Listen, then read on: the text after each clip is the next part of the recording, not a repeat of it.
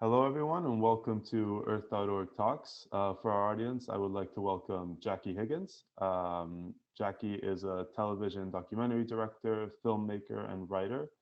She is a graduate from Oxford University with an MA in zoology, and she has worked in environmental, zoological, and science filmmaking for over a decade, contributing to Oxford Scientific Films, National Geographic, PBS Nova, and the Discovery Channel.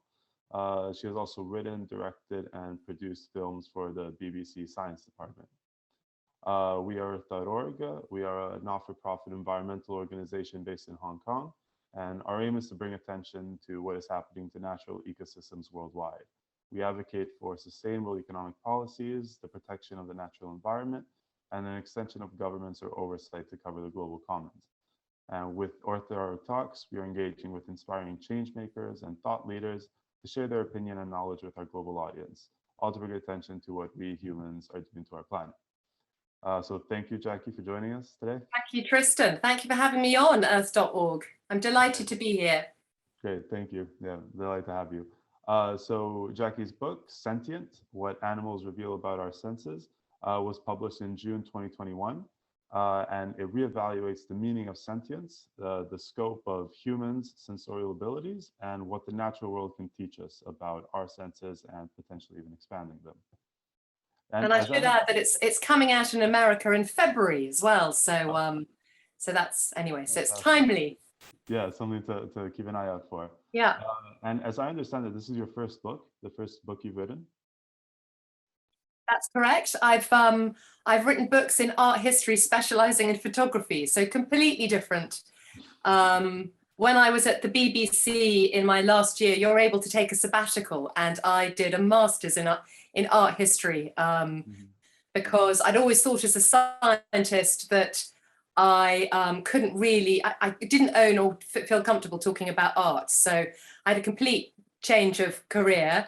But I've come back to wildlife and science, which is where my heart is, and I've loved making this, writing this book, and I love talking about the subject area. So it's great to be back in this field. Great, fantastic. Yeah, I mean, it was a great read. You know, it's very readable, very definitely scientific to the point that, but not to the point where it's unreadable. You know, it's not too jargony and just a fascinating read.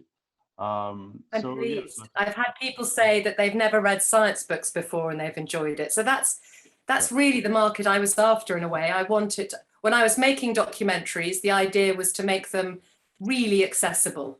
And I think that's an important audience to hit, because you've got our die-hard science readers, but then you've got lots of people who are curious and want to know more, but don't quite have an in. Right, exactly. Do you think that, you know, kind of, so you said that you went back to this field just out of your interest in it, but how do you think that your kind of background in filmmaking and documentary filmmaking informed your decision to write about these topics and, you know, just kind of the way you presented them? So I suppose I've always been interested in how animals sense the world. As a wildlife filmmaker, you've got to put yourself in the shoes of the scolopendra centipede that you're filming, or the grasshopper mouse, or the bat, in order to understand perhaps where they're going, what they're doing, trying not to disturb them. If it's an animal that's particularly cued into sound, you're incredibly careful about making noise. And my first day on the job many moons ago was involved stinging my boss with a bee. And that's when I learnt about alarm pheromones. So we were doing a National Geographic program, Explorer, on how Africanized honeybees are infiltrating the jungles in Panama. We were doing a documentary with the Smithsonian Tropical Research Institute. And we needed that close-up of a bee sting going into skin. So my boss, Sean, very bravely offered up his fist, and my first day on the job was having to hold this bee. But I learned then about these scentless smells, about alarm pheromones that bees will send out if they sting if they sting, then they send out this alarm pheromone, which rallies all the troops to attack the intruder. So, you know, all the way through making wildlife films, I was interested in how animals sense the world. And then you also asked how perhaps my history of making wildlife films and science documentaries influenced the book. All the chapters start with a story that you might encounter in an Attenborough-like series. So a really curious and an amazing behavior by a creature, an animal. So that's the wildlife filming side of things. And then I involve the reader in the way that I did when I was making Horizon documentaries for the BBC, for example, because the way that we were taught to tell stories and to hook someone's interest was often to tell a human story. So I explored the science either through people for whom the sense is lacking or they've got an excess, and what that means and how that feels. And because it's a personal story, you kind of hook a reader, or you hook a viewer. Similarly, the way that the scientists, these amazing people who study these animals and these senses, who are properly passionate about what they do, their passion comes across when you recount how it was they made that discovery. You know, whether it's the vampire bat and the man who discovered how they find they can sense veins running beneath the hide of a buffalo, or whatever it is. So it really was a kind of amalgamation of those two jobs, careers that I'd been doing.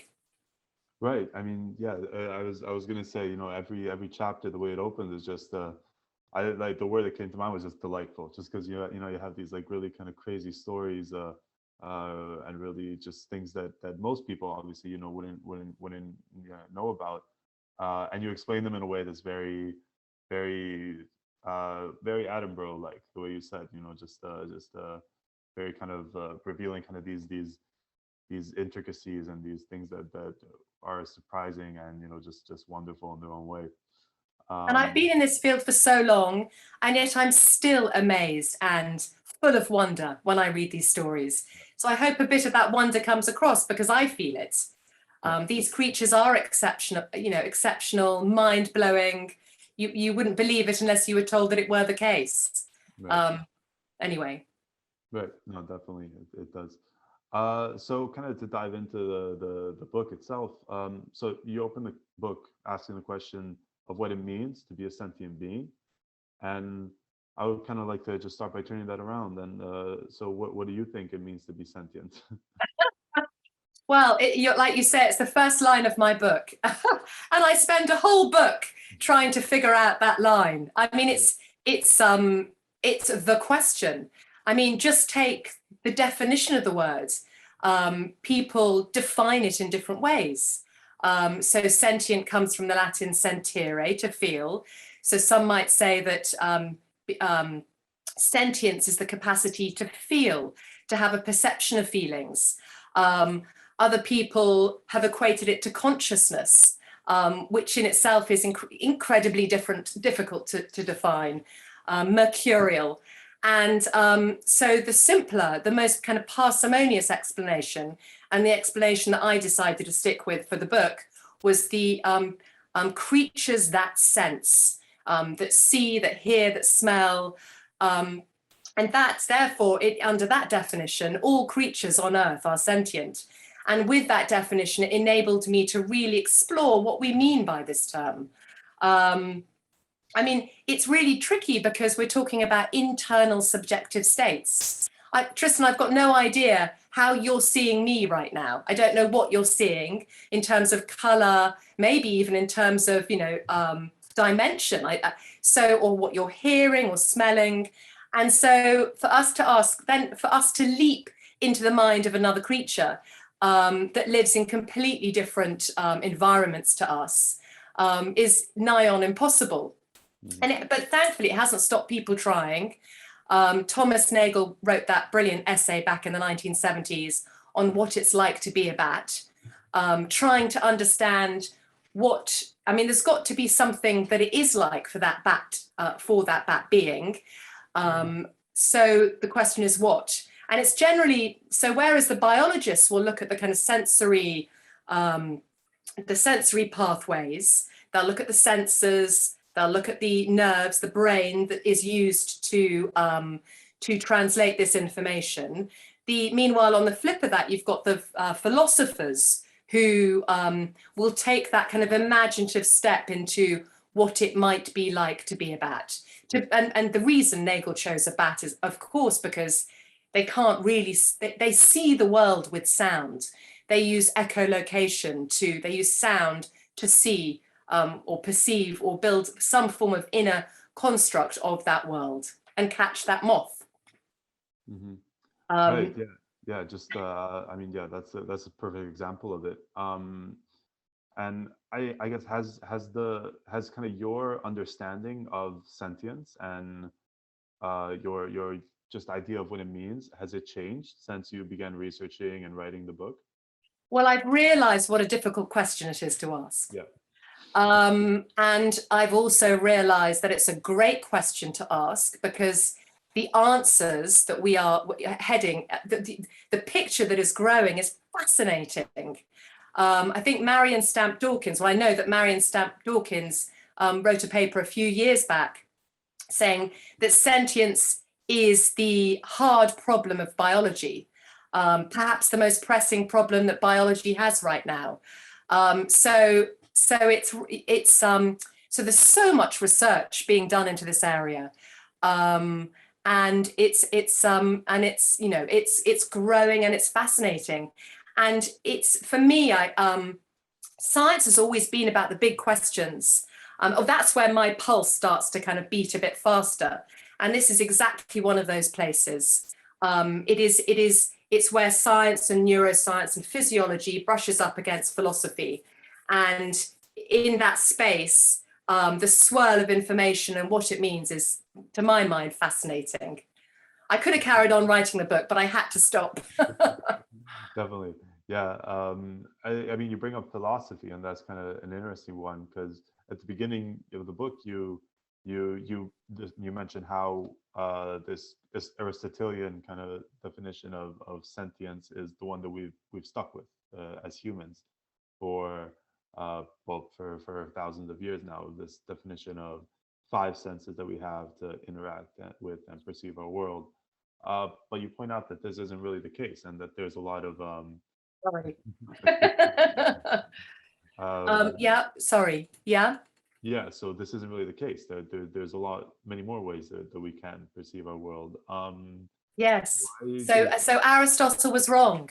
It's not just 5 senses. We have many other senses. Yes.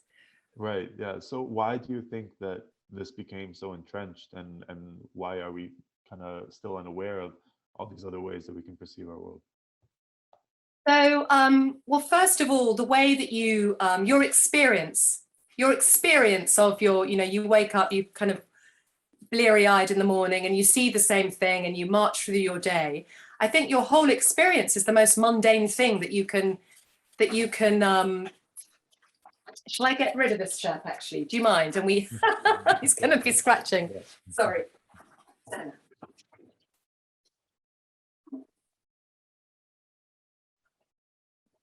Sorry. So your everyday experience, apart from the dog scratching in the back, is the most mundane thing that, it basically, our senses circumscribe our every waking moment. So the reason why the animals were really important is that they enabled me some distance. This is how a mantis shrimp sees the world.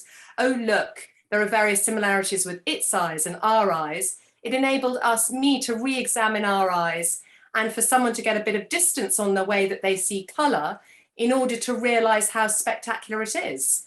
I mean, we see, millions of shades of color, but you'd never really think of that when you kind of look out at your at the world beyond your window, because that's what you see every day. So part of it is that. The other part is, of course, our perception is a tapestry of all these different senses, and we don't tease them apart. I mean, some neuroscientists would say there's no point teasing your perception apart into all the different senses. The important bit is the end point. And although we're smelling things, you might not give attention to what it is you're smelling unless you go, oh, let's inhale that delicious cup of coffee. So, and then, of course, there's another aspect which is part of the book, which is some of these senses are operating beneath our consciousness all the time for us. They're what Oliver Sacks refers to as secret senses. And the book deals with these secret senses that that are working all the time for us, but we're unaware that they're doing so. And we only become aware of them if generally if something goes wrong. So, for example, I talk about this sense of proprioception, which in my book I call body sense.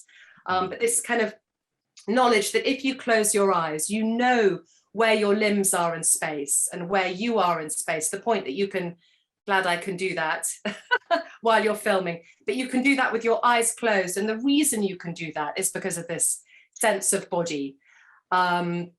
So you would not, I met a man who's lost that sense, and only through meeting him and seeing and talking to him and understanding what it meant to lose that sense, do you realize how fundamentally important these senses are. So it's that classic thing of we don't know what we've got until we've lost it. So for all those reasons are the answer to your question. Mm-hmm. Definitely, and I mean that was personally my favorite chapter, The last chapter. Yeah, the common octopus, and it was Ian Waterman, I believe. Ian, yeah. Yeah. It's amazing, just an amazing story, and I mean, yeah, and we can touch on that really quick. You know, in that chapter, you really make it clear how looking at how the octopus, the common octopus, who has full mastery over the sense, observing that, we can understand, or we were able to understand what Ian's Mr. Waterman's condition meant, and what his experience was like, and he himself was able to better understand it. Yes, he loved the idea that of all humanity, he has the most in common with Inky the octopus. He loved that. Tickled his sense of humor. He's an amazing man. Yeah. Yes, so exactly. So, you know, the parallels between us and the animal kingdom. I'm a zoologist. It's not, I don't find this surprising, but people do, that the parallels are endless. That the octopus within its arms has these little stretch sensors, similar to the stretch sensors in all our muscles and at our joints. And it's the stretching of these sensors.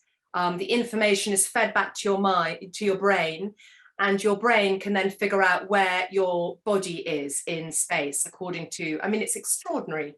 And Ian still has those stretch sensors, but he had a virus in his late teens that wiped out the nerves. And so none of their stretch information gets through to his brain.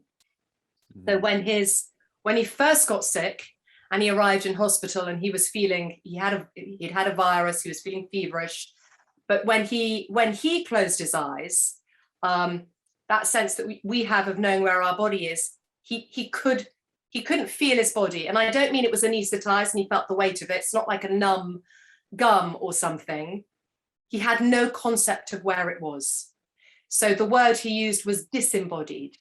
His nerves from his neck up are still working. So he knows where he can move his face and talk and swallow, etc. But the nerves from the neck down are no longer feeding the information back to his brain. So the moment he closes his eyes, he loses his body. That's just astounding. I mean, and it's amazing that, you know, he was able to kind of tap into, like, look at how, you know, we can understand more about our own condition and about medicine by looking at the animal world. And that was another question I had. How do you think that this act of observing the animal world and the natural world, how can that help us in our medicinal pursuits and, you know, just kind of technology in general? How do you see that field developing over time? I mean, I've always been interested in the field, and I touch on it occasionally within the book, but I think it's called biomimetics or biomimicry, this idea of looking to nature, because evolution has spent millions and millions of years coming up with the solutions that the Earth poses, and you know, whether it's a hardness of a material or how a building should be built. So I know that architecture has looked to termite mounds to build structures, tall structures that somehow thermoregulate and keep cool in hot climates. And there were a couple of examples in my book that I came across. I mean, the book's not about this, but you can't help. I mean, nature's full of such amazing solutions that you can't help. As an aside, that the mantis shrimp that I was talking about earlier, with the fastest punch and the most forceful punch. Well, the other nice counterpart to that story is, of course, if you've got the super punch that's going to knock out Mike Tyson's lights, you've got to have a really strong material to punch with, or you're going to crack your claw. And scientists have looked at this material and they found that it's harder than any synthetic composite. So they're now trying to kind of rebuild the shrimp material, the material that makes up the shrimp claw, in order to get hard materials. Mm-hmm. So one hopes that will be biodegradable, just like a shrimp's claw is, which will be sustainable for our environment. And there was another lovely story with the story of hearing, and I used the owl to tell that story. Scientists have been looking at the feathers on the owl's wing, because the owl is renowned for silent flight. It swoops, and the lemming or the mouse or whomever is the unfortunate aim doesn't hear it coming. And so scientists have looked at these feathers, and they are silent because of their aerodynamic design, and they cause so little turbulence. So the idea now is that people who are working in aviation industries are going to try and mimic the feather structure on planes, on whatever we want to be quiet. So imagine that would be a wonderful payback to the animal kingdom, whereby instead of all these noisy jets crisscrossing the world, that all went silent. That would be wonderful. Anyway, so yes, the world is I mean, inspiration, the inspiration of the natural world is infinite, and certainly and worthwhile investigating and treasuring. Mm-hmm, definitely, it's incredibly interesting, and I do kind of, just to stay on the topic of biomimicry for a second, just given your background, I'm really curious what you think about. Are there any ethical concerns to replicating these innate abilities or senses of animals for our own purposes? Do you see any kind of concerns in that area emerging? I mean, I think I mean, there's a bigger ethical concern, which is we need to treasure what we have and look after the natural world. I think we should look to them for inspiration on how to make the world a better place. And wouldn't it be wonderful if they taught us how to make the world a better place? I mean, whether it's, you know, those buildings that kind of thermoregulate, so you don't need so much energy to keep them going, or whether it's the quieter flight. Yes, maybe that's the stipulation, that if we're going to learn, we should put back a little bit and try to, the ultimate aim of our endeavors should be to improve planet Earth. Mm-hmm. That's a really interesting kind of way to see it. Yeah. Yeah, definitely. There's a lot that, I mean, your whole book is about, you know, how much we can learn, and but there's also a lot we can pay back. Of course, there's also a lot that we can do to improve. Do you think that there's any kind of, at least, you know, in the zoology field, is there any kind of idea that animals know best, or animals are, you know, more attuned to operating in the natural world, and that humans shouldn't necessarily step in there, or do you think it's kind of inevitable at this stage? I think there's a not. I mean, these creatures are perfectly tuned for their environment. They have you know, millions of years of evolution have adapted them to suit the environment in which they have evolved. So I don't quite know what you're asking, but they're full of ideas on back to the inspiration. They're incredibly inspirational. But sorry, I've slightly lost the question, Tristan. What do you mean? Well, what do you mean? So is it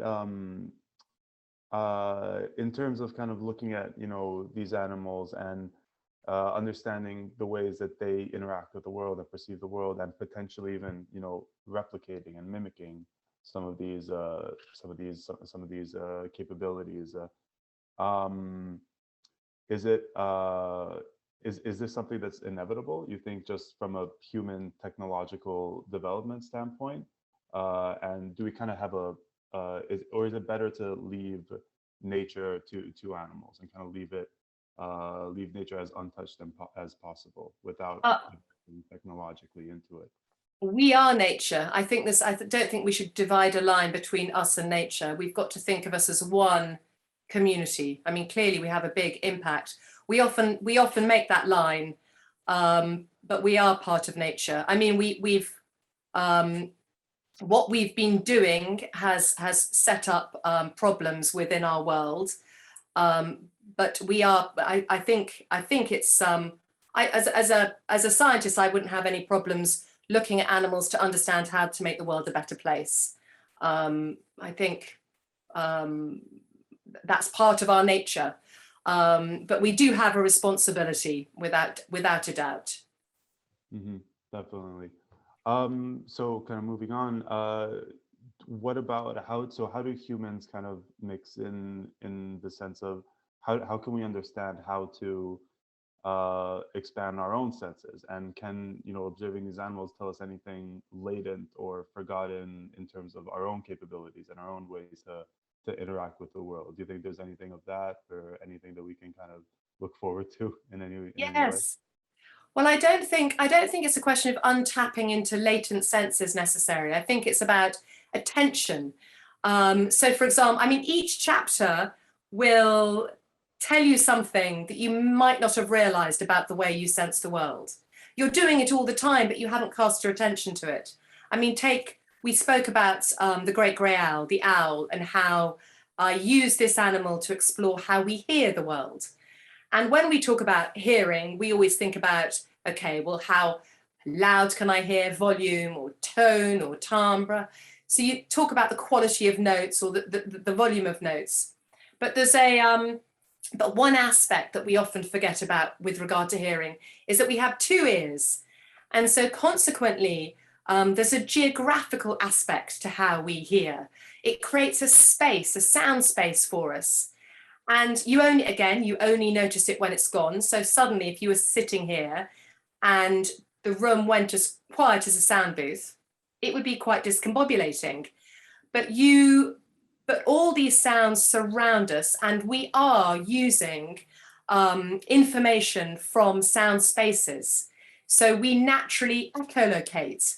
When we're walking down a corridor, we're naturally picking up on the reflections of when our feet impacts the ground, on how soon the wall in front of us is coming up. We might be staring at our phone and holding our cup of coffee, and you're walking down a corridor, but you will notice when you're approaching a wall because of the sound. So each chapter, in a way, looks at senses you know you have and some you don't know you have.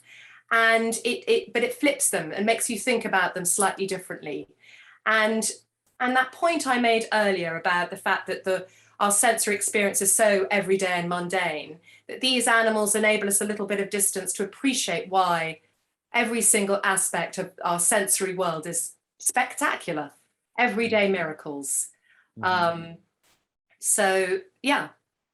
Definitely, yeah. And I mean, is there any way or any kind of how do you think that we can train ourselves to be more aware and just kind of and understand that the ways we're seeing things isn't just sight, it's all these other wonderful things too? Is there any way that we Yes. can train our brain at all to do this? Well, I think the most obvious thing to say is attention. It's knowing that your body is doing it, and knowing that your eye can see many colors, more than you would imagine. and it's just taking stock and casting your mind to that and thinking.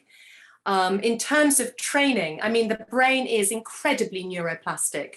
There are some amazing experiments in the star-nosed mole chapter, where one scientist decided to blind people or in the name of science, which meant he covered their eyes, and he said that so he covered their eyes. He very cleverly put a little bit of photographic film beneath the blindfold so that should they peek, he would have known. But they covered their eyes, and he taught them how to read Braille. And very quickly, within days, their brains started to change and started to, so I suppose my point being, the brain is reshaping and so neuroplastic. David Eagleman wrote a brilliant book recently that came out, Live Wired, and we are live wired. And so we are able to retrain ourselves. So if something does go wrong, say you have a problem with balance or some such, you can correct your brain to right yourself again. Mm-hmm. Definitely. Yeah, and that's just so exciting, even just to think about that there's all these different ways to kind of see ourselves and different ways that we can behave and perceive and interact with our world.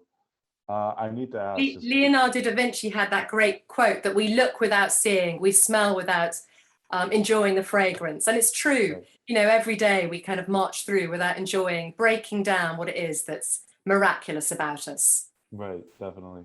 I need to ask, just you mentioned before that you could have kept on writing this book for, Yeah, for volume 2. were there any other animals or other senses or other kind of big examples you came across that you're just that you had to cut in the final version, but you really wanted to include? So many. I mean, I had the whole animal kingdom to choose from. A million or so, or however many species are out there, plus the thousands that are discovered every year. I mean, the way that I had to be ruthless, and I had to be ruthless, is because the book is very much about us. So these animals and their senses had to teach us something about the way that we work. And then the other thing was there had to be some interesting science done on it. So, for example, to begin with, I thought with the regard to our sense of proprioception, I was going to use this gibbon that had recently been discovered in 2017, the Hulock gibbon. And it brachiates its arms, so it swings through these canopies, flinging itself with hardly any concern about falling, meters and meters to a kind of hard floor to catch another branch. And it's the most kind of acrobatic creature. So it clearly has an exceptional sense of proprioception, but it's only just been discovered, and there were no studies into its proprio senses that I could find. Maybe that's changed now. But the octopus was I couldn't resist. What else? I did. There were so many more. I looked at. I used the owl for hearing, but also at one point I was thinking about all the sounds that are happening around us right now that we can't hear. So, for example, the ultrasonic swirl of bats above your head. And I thought of doing something on ultrasound and the infrasound, maybe the elephant's infrasonic rumbles. Or there's this incredible story, again, back in China, like the Hulock gibbon, of the concave-eared torrent frog, which is this little frog that lives at the bottom of these thunderous waterfalls. And it's the only known creature that can tune its ear to adjust what the frequencies that it hears. So when it's at the bottom of these thunderous waterfalls, to attract a female, it'll resort to ultrasonic mating calls, and so the female has to tune her ear to hear. So nature was full of all these extraordinary stories. The naked mole rat, for example, was another one that I was sad to exclude because it cannot feel pain. There were very, very many. there was this wonderful, I need to quote E.O. Wilson because sadly he only just passed away.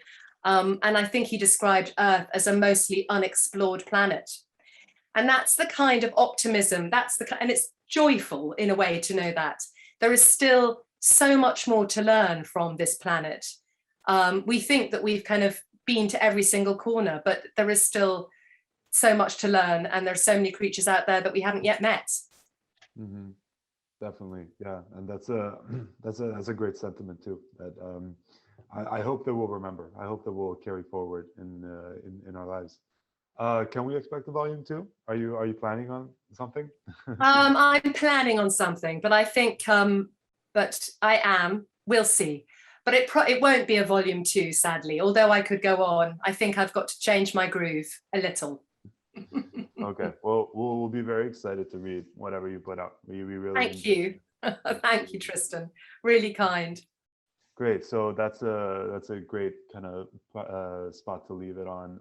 Thank you so much again for your time. Sentient is going to be available in February in the US. So it's definitely something that our US audiences will be looking out for. And again, thank you very much for your time and being able to talk to me today. Lovely. Tristan, thank you for having me.